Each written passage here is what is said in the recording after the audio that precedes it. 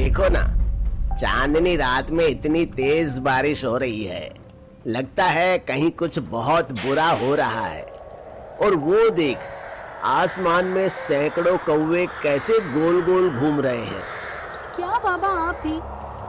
इतना अच्छा मौसम है और आप है कि वही पुरानी बातें। बेटा, तू भले ही मत मान, लेकिन जब तू खुद अपनी आंखों से देखेगी तो तुझे यकीन होगा। हाँ हाँ, आप जाकर सो जाओ, नहीं तो खिड़की पर खड़े खड़े जुकाम हो जाएगा और कल बुखार। हेमा के इतना कहने पर भी लाला कुछ देर खिड़की पर ही खड़ा रहा। शायद उसे किसी अनहोनी की बू आ रही थी। फिर खुद ही बिस्तर में आकर लेट गया, लेकिन उसकी आंखों से नींद उड़ चुकी थी। और जब सुबह हुई तो लाला हेमा से पहले ही उठ चुका था। हेमा, अब मैं जरा तालाब से होकर आता हूँ, तू चाय बना कर रखना। लाला बिस्तर से उठ सीधा तालाब की ओर निकल गया। और जब वो तालाब से कुछ दूर ही था तो उसे सैकड़ों कौवों का झुंड दिखाई दिया। लाला अब पहले से धीरे चलने लगा था। वो आहिस्ता आहिस्ता जब तालाब के पास पहुंचा तो अचानक उसके सिर पर कुछ गिरा। लाला ने जब हाथ लगाकर देखा तो वो किसी इंसान की आंख थी। उसके सामने तालाब में एक लड़की की लाश तैर रही थी, जिस पर सैकड़ों कौवों का झुंड बैठा उस लाश से मांस नोच नोच कर खा रहा था। किसी इंसान की लाश को ऐसी हालत में देखकर लाला उल्टियां करने लगा, लेकिन अगले ही पल उसने खुद को संभाला और उल्टे पैर दौड़ते हुए चिल्लाने लगा। अरे ओ हरिया, अरे कहां मर गया? अरे तालाब में लाश तैर रही है। अरे तालाब में लाश तैर रही है। हरिया सुनते ही घर से बाहर निकला। अरे कहाँ कह रहे हो भैया? तनिक ध्यान से देखते, लाश वाश नहीं होगी वहां। हरिया की पत्नी भी घर की खिड़की से सब कुछ सुन रही थी। हरिया की बात सुन लाला ने फिर कहा, अरे हरिया, वो लाश ही है। तो मेरी बात पर विश्वास ना हो रहा है तो खुद ही चल के देख ले। लाला की बात सुन हरिया उसके साथ जाने को तैयार हो गया। अभी हरिया और लाला तालाब की ओर निकले ही थे कि हरिया की पत्नी ने गांव में जाकर कह दिया कि तालाब में लाश मिली है। हरिया और लाला तालाब के पास पहुंचे। हरिया ने तालाब में हर तरफ देखा, लेकिन उसे लाश कहीं नजर नहीं आई। लाला कह रहा था कि लाश यहीं पीपल के पेड़ के सामने तालाब में तैर रही थी। तब तक वहां गांव के अन्य लोग भी पहुंच गए। सबने मिलकर देखा तो तालाब में कहीं भी लाश नहीं थी। और जब सबको तसल्ली हो गई तो हरिया ने लाला से कहा, अरे मोय लागे तो ये कोई वहम होगा, लाश वाश ना हती वहां। अरे हरिया, जे बता, मैं तो से झूठ का बोलूंगो है? और झूठ बोल के मोय का मिल जागो। लाला हरिया से अभी बोल ही रहा था कि तभी गांव का एक आदमी बोला, अरे छोटे भैया, तुम झूठ नहीं बोल रहे हो, लेकिन कभी कभी कहा हो कि हमें वहम हो जाए, बाकी और कछु बात ना है। सबने मिलकर लाला से कहा कि तुम्हें वहम हो गया होगा। तो लाला ने भी मान लिया कि उसे शायद वहम हो गया होगा, लेकिन लाला को पूरा विश्वास था कि उसने तालाब में लाश देखी थी।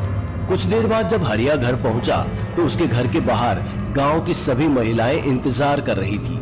हरिया के आते ही सब पूछने लगी कि तालाब में किसकी लाश है। इस पर हरिया ने जवाब देते हुए कहा, अरे भाभी, कोई लाश वाश नहीं थी तालाब में, वो तो बस छोटे भैया को कोई वहम होगा। वो तो रात में कोई सपनों देखो होगो तो मोह ऐसो लागे कि सुबह वो तालाब में अचानक दिखाई देगा होगो। हाँ। हरिया की बात सुन सभी औरतें अपने अपने घर चली गईं। लेकिन उसी रात हरिया उसी तालाब से गुजर रहा था तो उसे अपनी आंखों पर यकीन ही नहीं हुआ। दरअसल उसकी आंखों के सामने तालाब के ठीक ऊपर एक सड़ी गली लाश हवा में जस की तस पड़ी हुई थी। इतना भयानक मंजर देखकर हरिया का खून सूख चुका था, लेकिन फिर भी बहुत हिम्मत करके उसने उस लाश का चेहरा देखने की बहुत कोशिश की, लेकिन वो नाकामयाब रहा। फिर किसी तरह डरता हुआ वो घर आ गया तो उसकी पत्नी उसका हुलिया देखकर समझ गई थी।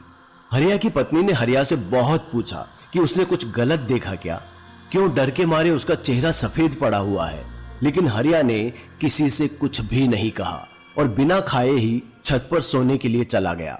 अगली सुबह जब हरिया की पत्नी हरिया को उठाने गई तो उसने अपनी जिंदगी का सबसे भयानक मंजर देखा। हरिया मर चुका था। उसकी लाश हवा में जस की तस एक जगह ठहरी हुई थी, ठीक उसी हालत में जैसा कि खुद हरिया ने तालाब के ऊपर देखा था। सैकड़ों कौवे लाश से मांस नोच नोच कर खा रहे थे। हरिया की पत्नी अपने पति का ये हाल देखकर बेहोश हो गई। वो तो शुक्र है कि लाला ने हरिया की लाश को दूर खेत से ही हवा में उड़ते हुए देख लिया था। वो तुरंत ही हरिया के घर पहुंचा और धीरे धीरे ये बात पूरे गांव में आग की तरह फैल गई। सबको लगा था कि जो तालाब पर लाश ढूंढने गया था वो लाश अब उनका भी वही हाल करेगी जो उसने हरिया का किया था। ये लाला ने तो हम सबको मौत के मुंह में धकेल दियो है। अब बताओ कहाँ बिगाड़ो तो हमने इसको। पता नहीं किस जन्म को बदलो ले रहे है हम सबसे। हम तो कह रहे हैं कि साला यही मनहूस है, इसे ही गांव से निकाल फेंको। हाँ। गांव वाले लाला के बारे में तरह तरह की बातें करने लगे, उसे कोस रहे थे, गालियां दे रहे थे। धीरे धीरे लाला और उसकी बेटी हेमा का गांव में रहना मुहाल हो गया था। पर अभी हरिया की मौत को 2 दिन ही हुए थे कि तभी गांव में हल्ला हुआ कि गांव के मुखिया की मौत हो चुकी है। उसकी लाश भी ठीक वैसे ही मिली है जैसे हरिया की मिली थी। आंखों की जगह 2 काले गड्ढे, बदन में जगह जगह कौवों ने मांस नोचकर गहरे जख्म बना दिए थे। गांव में किसी की भी हिम्मत नहीं होती थी कि एक बार कफन को उठाकर मरने वाले का चेहरा देख सके। मुखिया की मौत पर सारा गांव मौजूद था, सिर्फ लाला को छोड़कर।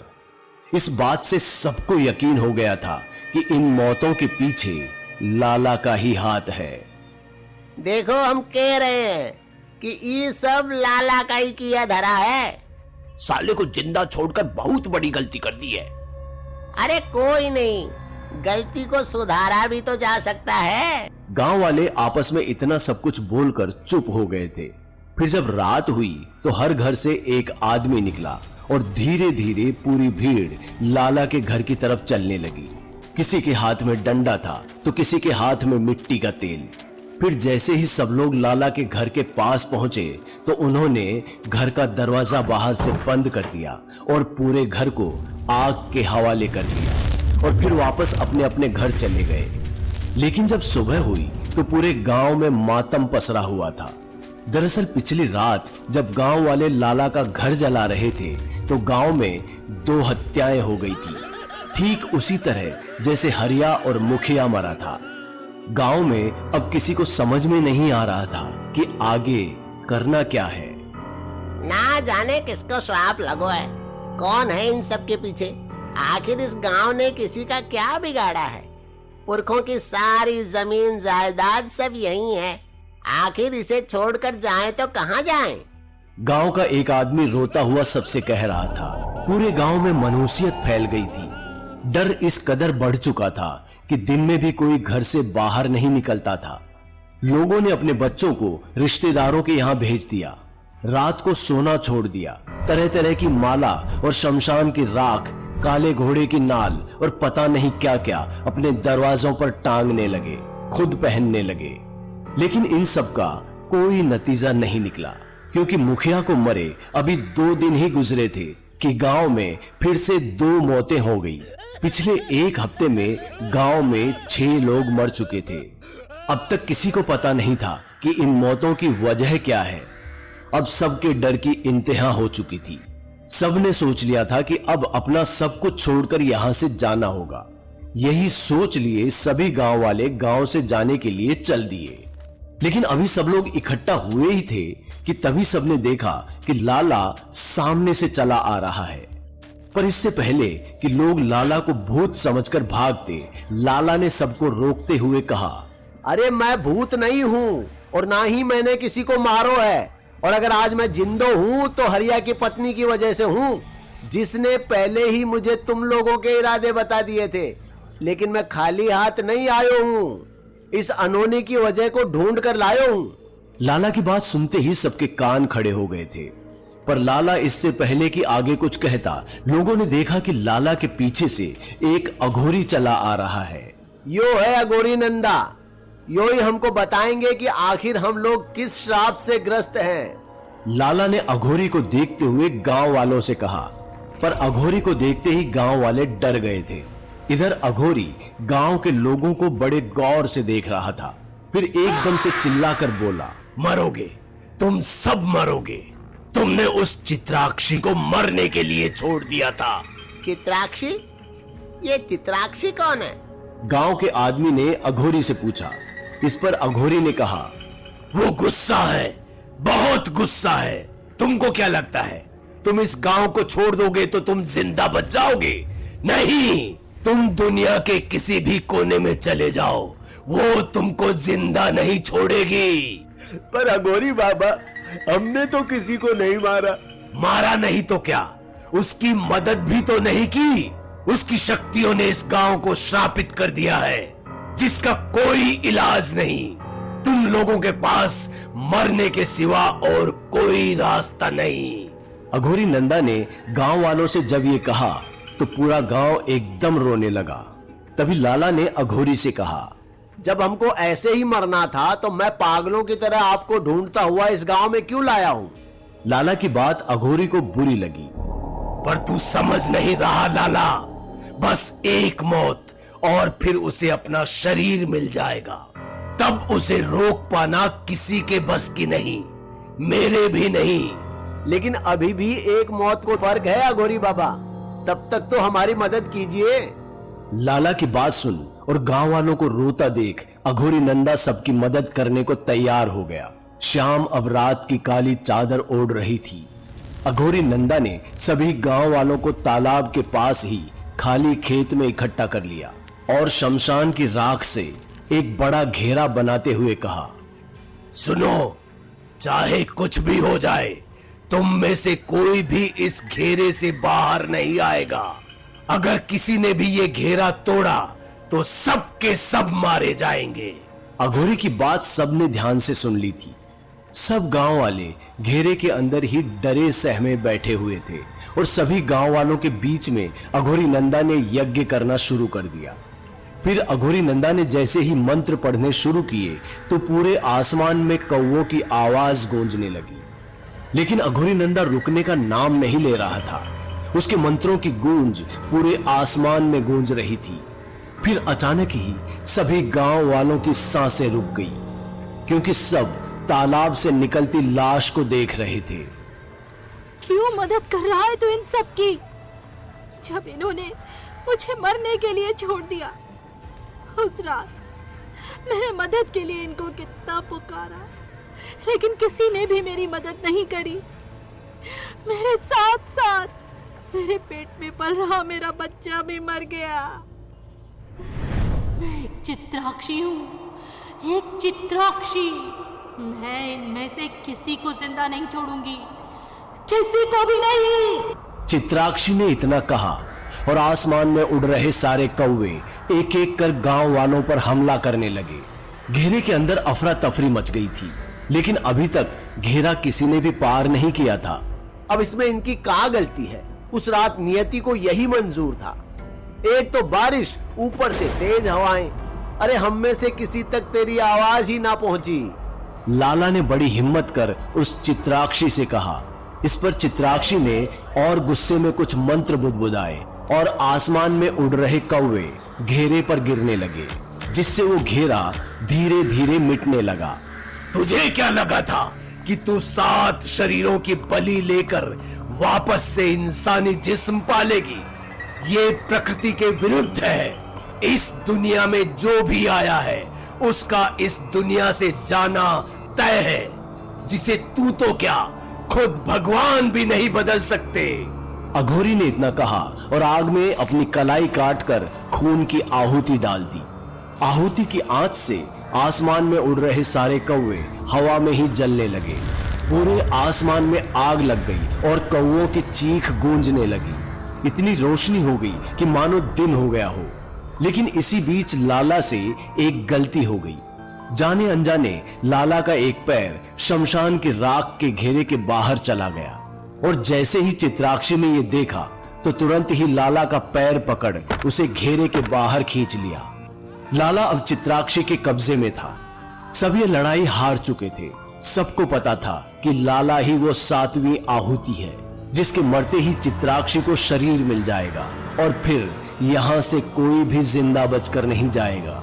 आखिर तू अपने मन का करके ही छोड़ेगी। हाँ, जा ले ले एक और शरीर, पर इन बचे हुए लोगों पर रहम कर।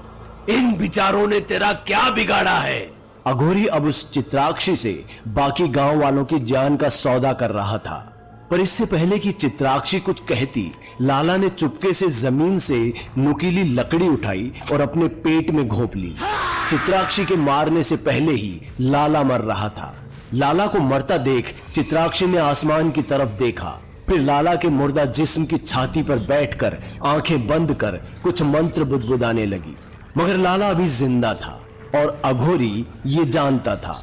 इसलिए जब चित्राक्षी ने अपनी आंखें बंद की तो अघोरी नंदा ने सभी गांव वालों के हाथों में जलती हुई लकड़ी पकड़ा दी और सबको धीमी आवाज में कहा, सुनो, ये तुम लोगों के पास जिंदा रहने का आखिरी मौका है।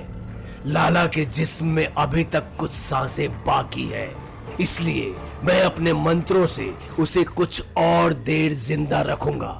लेकिन चित्राक्षी जल्दी ही लाला का शरीर अपनाना चाहेगी, इसलिए जब चित्राक्षी की आत्मा उसके जिस्म से निकल चुकी होगी और लाला के जिस्म में जाने को तैयार होगी, उसी बीच हमें उस चित्राक्षी की लाश को जलाना होगा। तभी तुम लोग इस श्राप से मुक्त हो पाओगे। अघोरी की बात सबने सुनी और सब अघोरी के इशारे का इंतजार करने लगे। अघोरी जब पूरे जी जान से अपने मंत्रों का उच्चारण कर रहा था, तब गांव वाले भी चित्राक्षी पर नजर गड़ाए हुए थे। फिर जैसे ही अघोरी ने इशारा किया तो गांव वालों ने लाला का हाथ पकड़ा और उसे अपनी तरफ खींच लिया। फिर तुरंत ही चित्राक्षी पर जलती हुई लकड़ियां फेंक दी। चित्राक्षी की लाश अब जलने लगी थी। उसकी लाश से सैकड़ों काले साए चीखते हुए निकल रहे थे। वहीं अघोरी नंदा अभी भी लगातार मंत्रों का उच्चारण कर रहा था और तब तक करता रहा जब तक कि चित्राक्षी की लाश से काले साए निकलना बंद नहीं हो गए। चित्राक्षी के श्राप से छुटकारा पाते ही गांव वाले लाला को अस्पताल ले गए, लेकिन फिर उस रात के बाद अघोरी नंदा कभी किसी को नहीं दिखा। लेकिन आज भी गांव के तालाब के आसपास कोई नहीं घूमता। दरअसल गांव वालों का कहना है कि तालाब से अभी भी उस चित्राक्षी की चीखें सुनाई देती है।